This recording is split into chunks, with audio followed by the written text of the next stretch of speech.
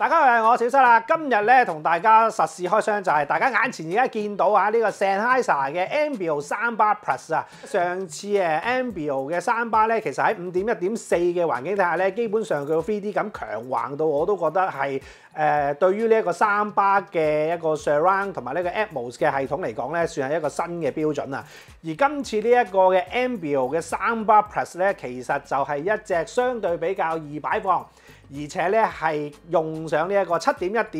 嘅一條300咧，就做呢一個嘅主軸嘅。咁究竟呢一條300可以玩啲咩咧？你見到我擺晒4隻 subwoofer，知道今次除咗係佢自己一個表演之外咧，原來佢仲可以連接到4隻 subwoofer 嘅喎。咁當然我哋都會逐一同大家試下啦。冇咁多，而家即刻同大家開箱睇下先嚟。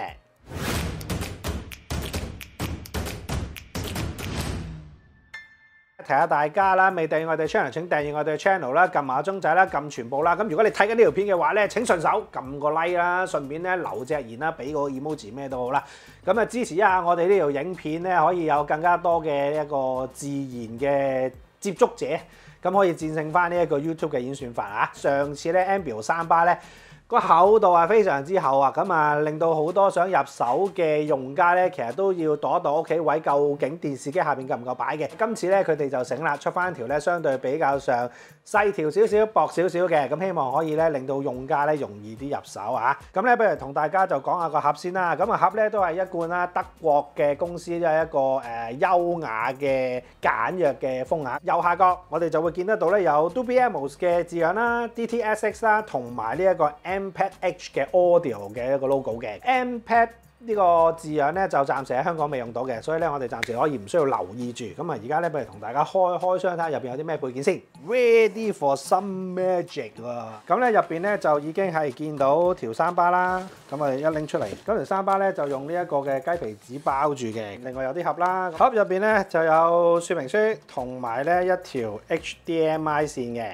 喺個盒嘅 logo 咧，我哋都會見到咧，佢係一個電源線啦，同埋一個 remote 啊。咁啊，開個 remote 嚟望一望先。哇！今次遙控器都好硬淨個樣子嚇。好啦，咁啊300咧就開咗出嚟啊。咁啊呢一條嘅 Ambeo 300 Plus 咧，見到佢咧個外觀嚟講咧，基本上咧都係一個布網呢個嘅包裝嚟嘅。咁中間嗰度咧，你會見到 Sennheiser 個 logo 啦，右下角就會係一個 Ambeo 嘅一個標誌啦。上方咧就過癮啦，因為咧佢咧呢一度係有兩隻嘅反射單元啊嘛，所以你見到咧佢呢一個位咧，其實特登咧就做咗一個斜位嘅，即係上方呢度咧係一個斜位嘅一個設計嚟嘅。咁而上邊呢一度咧，我哋就會見到有好多嘅 touch sensor 啦，有一啲嘅 input 位啊、藍牙啊、大細聲啊、開關掣啊、咪啊等等咁樣樣，都會喺呢一個嘅頂部可以俾大家咧觸控到嘅。好啦，機背咧就會有好多嘅輸入位置啊，咁啊呢個咧就係一個8字頭嘅電源輸入啦，跟住藍色呢一個咧就係 subwoofer 嘅 PO 嚟嘅。紅白呢兩個咧就係 RCA 嘅輸入，跟住就係一個 USB in 啦，咁同埋一個光纖嘅輸入位，咁隔離咧就會係一個 HDMI out 嘅一個 EARC port 啊，另外 HDMI in 1、HDMI in 2，跟住就係一個 network 線啦，跟住呢一個嘅 set up 掣嚟嘅噃。好啦，外觀咧就同大家講完啦。呢一隻 Ambeo 嘅300 Plus 咧，咁啊本身真係嗰個 size 比上次嘅 Ambeo 300咧係細咗好多啊！而家咧我就會用翻佢一條嚟去同大家實試，跟住之後加一隻 subwoofer，最尾就梗係加埋4隻 subwoofer，睇下佢幾咁誇張啦。咁啊未同大家實試之前咧，不如同大家講埋呢一條嘅 Sennheiser Ambeo 嘅300 Plus 嘅一啲技術規格先。Ambeo 300 Plus 嘅技術規格包括咗9個 Class D 嘅 amplifier 啦，咁啊入邊有9個單元嘅噃，咁而總輸出功率咧係達到400瓦嘅 Class D 嘅，支援呢個 Dolby Atmos、DTS:X、360 RT Audio 同埋 Amped H 嘅 Audio 嘅噃。無線支援方面啦，佢支援呢個 Apple 嘅 AirPlay 2、Spotify Connect、Tidal Connect、Chromecast 同埋呢一個 Google 嘅語音助理。價錢方面咧就係12,999蚊。好啦，同大家咧分享完呢一個 Ambeo 嘅300 Plus 嘅一個技術規格之後咧，其實我就已經駁好咗條300嘅。咁啊，當然啦，就即時係要裝翻個手機 App 咧嚟去控制佢就會比較好。咁首先咧，佢就會叫我更新翻嗰個firmware 先。咁我更新完之後咧，咁佢其實就已經咧有一個嘅房間校準，即時要我搞噶啦，令到咧佢會清楚你個房間嘅位置邊個係皇帝位啦，同埋空間上面有邊啲位有駐波嘅。而家咧即時試試佢嘅效果究竟係點先。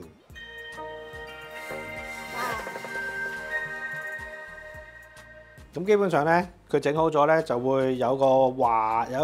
signal 話翻俾我哋聽咧，佢已經準備就緒啦。而家即刻同大家試下咧，喺個杜比 Atmos 嘅音效上面，佢究竟會出到啲咩效果先？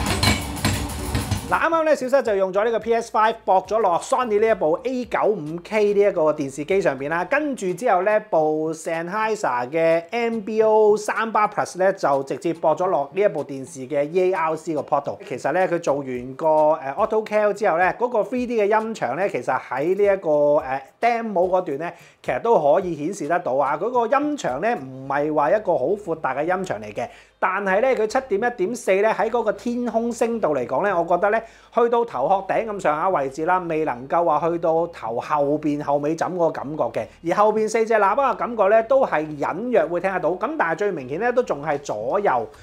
右兩邊嘅後置嘅感覺。咁呢樣嘢咧，我覺得同上次嘅 Ambio 有少少相似嘅。咁但係咧，佢明顯地咧嗰個音壓上面同埋嗰個控制力上面咧，就未有 Ambio 咁紮實啊。咁但係咧出嚟嗰個聲音嗰個質素同埋嗰個整體成個 3D 嘅緊緻度咧，其實都已經比好多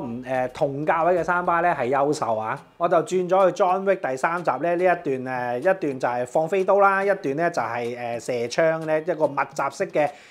子彈呢個場口啊！咁啊呢個位置咧，其實一開場嘅時候咧，佢就會有一段嘅 violin 咧去做嗰個 background music。其實我哋試過包圍感幾好嘅，因為咧如果我哋正常喺呢一個真正有7.1.4嘅房咧嚟去試一段咧，其實成個空間咧係都會浸淫住呢一種嘅 background music 嘅，佢可以輕輕做得到嗰個效果，而且咧出嚟嗰個聲音嗰個密度咧，其實都係算係非常之緊密嘅。咁但係就始終咧，佢一隻嚟講要做埋7.1.4嗰點1嗰個超低音嘅 subwoofer 啦，咁所以咧喺嗰個最終嗰個低音嗰個下沉嘅潛力上面嚟講咧，我就會聽得到有個聲音同埋有一個全頻嘅效果，但係咧，喺震副腳嘅位置，因為冇咗個體感啊，咁所以咧硬係覺得爭啲咁樣樣嘅。咁但係咧喺嗰啲槍聲嘅埋身度啊，同埋槍聲嘅緊密上邊咧，佢嗰啲 detail 同埋嗰一個嘅氣氛咧，其實都係可以 keep 得到嘅。咁所以以佢自己一條三巴嚟講咧，12,999蚊呢一個位置咧，其實佢係有翻呢一個 Ambio 嘅影子。咁如果你話想嗰個聲音再埋身一啲啊，再震撼一啲，或者震到你個副腳，令到你身體都有個體感嘅話咧，我相信咧加 subwoofer 咧就呢一個真係冇走雞㗎啦。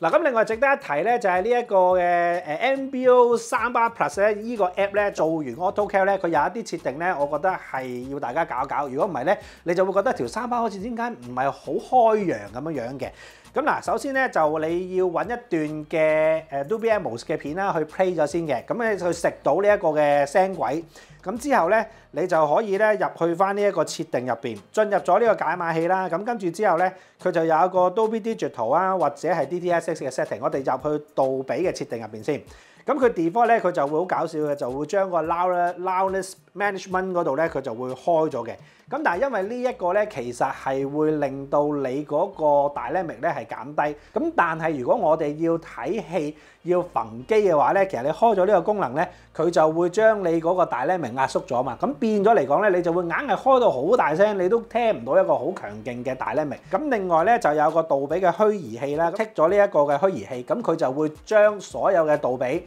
包括咗舊陣時杜比 Digital Plus 啊、7.1啊、5.1啊，甚至乎 True HD 嗰啲嘅 soundtrack 咧，其實全部 upscale 上翻去呢一個 Dolby Atmos 嘅音效上面，咁佢就可以用得翻晒所有7.1.4成個一個 full channel 啦。咁呢樣嘢我覺得係需要開翻嘅。咁而下邊嗰個動態範圍控制嗰度，你就可以睇翻你自己嘅喜好嚟去感受翻你嗰個角度，你覺得需要係幾大個空間你先至覺得滿意咧？咁呢度你可以慢慢 set 翻㗎。咁而家咧我就會揾埋咧佢同廠嘅 Ambio 10喺佢一條三巴加一個 Ambio 10呢一個8寸嘅超低音，究竟佢又可以有啲咩嘅效果俾到我先？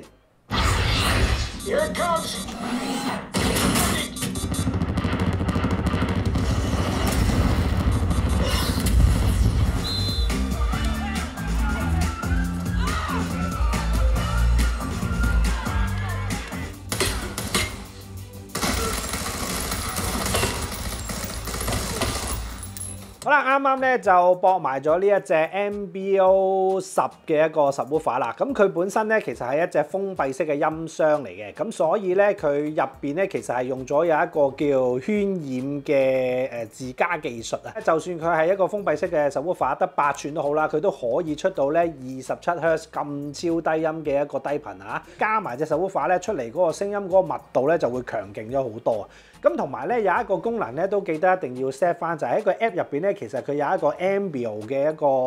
on 同埋 off 啦。你一開咗呢個功能，你會發覺成個音場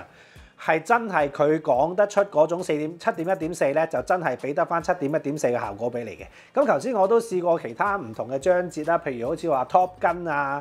頭先 John Wick 3都特登再試翻多一次嘅。咁佢用咗呢一個嘅 subwoofer 一隻之後咧，其實我覺得佢成個聲音嘅密度緊緻咗之餘咧，其實嗰個空間嗰個軌跡嗰個明顯度都會提升咗啊！咁尤其是係左右兩邊嘅surround back 同埋呢個 surround 嘅 channel 後邊嗰4隻嘅感受咧，係會明顯地係會高咗嘅。咁天空聲度咧，其實我覺得去到頭頂個位置都真係伸延唔到喺後邊。咁呢樣嘢我覺得其實以佢一條3巴做到714嚟講咧，我覺得都已經真係交足功課有餘㗎啦。咁所以咧喺呢一個 subwoofer 嚟講咧，其實佢嘅幫助咧，真係唔純粹淨止係話嗰個低音補償。咁嗱，德國人做調音嘅產品咧，基本上咧佢嗰個 subwoofer 出嚟嗰個感覺咧，就唔會係我哋平時嗰啲家庭影院嗰種超低音嗰種打心口打到你暈嗰種嘅。佢哋真係純上呢一個自然嘅音色啦，同埋呢一個象真嘅音色。所以咧，你會聽到咧佢個 subwoofer 其實喺嗰個低頻量嗰度係有幾陣唔同嘅感覺嘅。John Wick 3嗰度有嗰啲機關槍掃射嗰啲咧，你唔會聽到哇個副腳喺度震啊成啊咁，你會聽到一陣一陣嘅子彈聲咧，其實係實淨，而且咧出嚟嗰個厚度咧係比佢一隻嘅3巴咧嚟得厚，但係咧去到嗰個散彈槍或者穿甲彈嘅時候咧，你就會 feel 得翻佢嗰個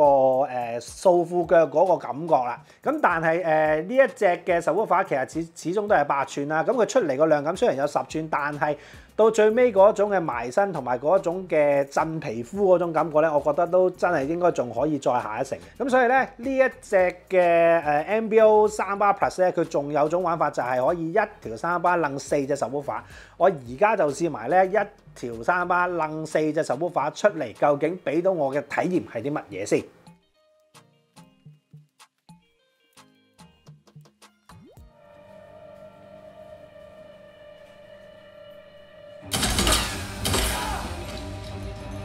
？Status.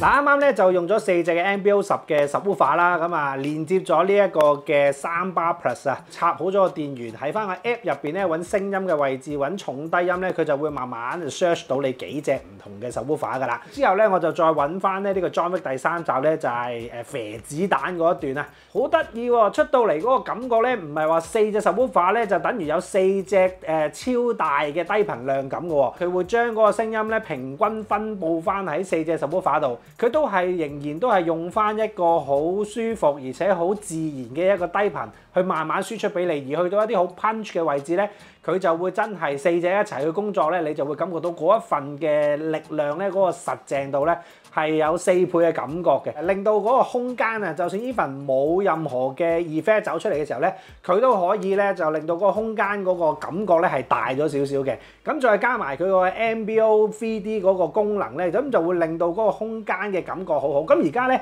佢用呢一個方法嚟去做個家庭影院咧，我覺得咧就完全已經係有呢一個嘅入門至中階玩緊呢一個嘅7.1.4嗰種 AVM 嘅感覺啊！咁但係當然啦，喺後置嘅聲音嚟講咧，都仲係爭少少。不過咧，佢當4隻 subwoofer佢連接咗之後，而且你開埋嗰個 Ambio 嘅功能咧，其實佢嗰啲聲音嘅走向咧係明顯勁咗好多嘅。咁譬如好似話我睇 Top Gun 嘅時候咧，其實佢有一啲嘅線性嘅位置咧，即係譬如啲飛機左右飛啊，同埋有一啲嘅空間咧喺後邊飛埋你嘅時候咧，其實你都會聽到，咦，你都係感覺好似喺後置有聲走出嚟咁樣樣嘅。咁呢個咧，我頭先試 John Wick 第3集嘅時候咧，佢玩嗰個穿甲彈嗰一 part 咧，其實就尤其明顯啦，因為咧佢哋喺嗰個房入邊咧，係喺後方咧有一啲嘅即係僱傭兵咧，其實亦都係有開槍噶嘛。嗰個主角喺前面嘅時候咧，我都會聽到後邊嘅呢一個右邊嘅位置喺後邊咁樣射啲子彈埋嚟嘅。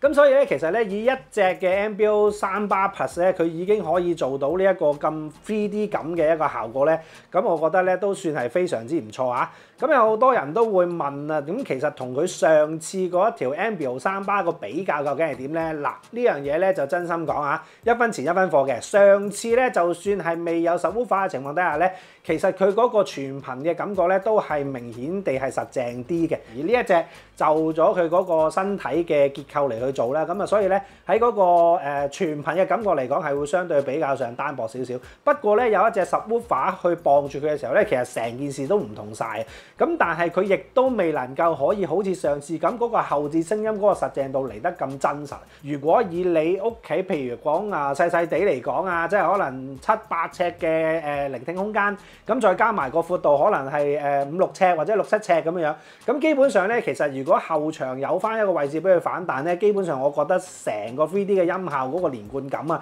同埋嗰一個嘅吸住你嗰個家庭影院嗰個效果咧，我覺得係會幾明顯嘅。咁呢樣嘢咧，我覺得如果地方細少少嚟講咧，我覺得咧嗰個效果應該會比我哋更加鮮明啊。咁所以咧，基本上呢一條3-bar咧都係適合一啲比較上窩居至到一個入門家居影院嘅朋友咧去